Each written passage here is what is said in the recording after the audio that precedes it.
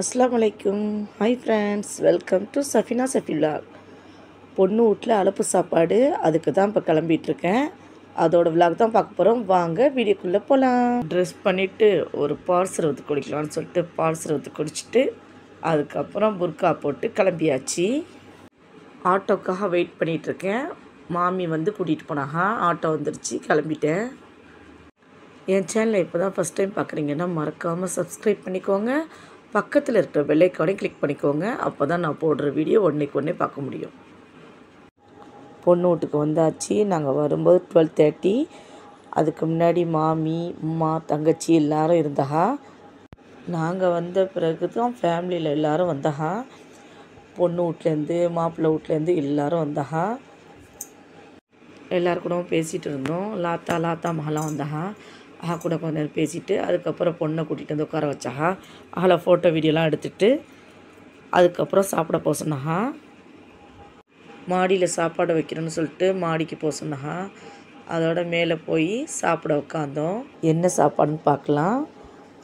எங்கள் ஊரில் அலப்பு சாப்பாடுனா 5 கறி சோறு தான் கொடுப்பாங்க.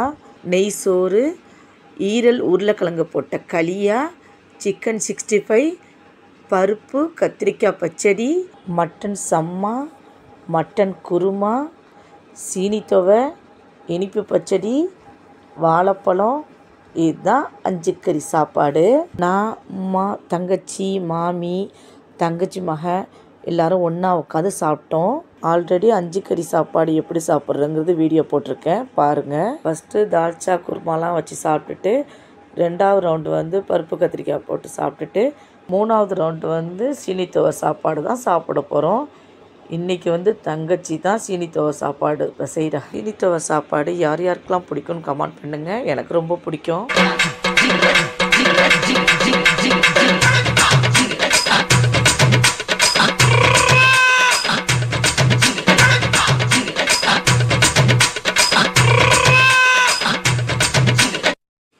சாப்பாடு எல்லாமே நல்லா இருந்துச்சு. சாப்பிட்டுட்டு அப்படியே கீழே போனோம். கீழே போய் சித்திலாம் பார்த்து பேசிட்டு அதுக்கப்புறம் அப்படியே வீட்டுக்கு கிளம்பியாச்சு.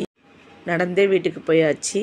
இந்த வீடியோ பிடிச்சிருந்தா சஃபினா சஃபி விலாக் லைக் பண்ணுங்கள், ஷேர் பண்ணுங்கள், சப்ஸ்கிரைப் பண்ணுங்கள். உங்கள் ஃபேமிலி அண்டு ஃப்ரெண்ட்ஸுக்கும் ஷேர் பண்ணுங்கள்.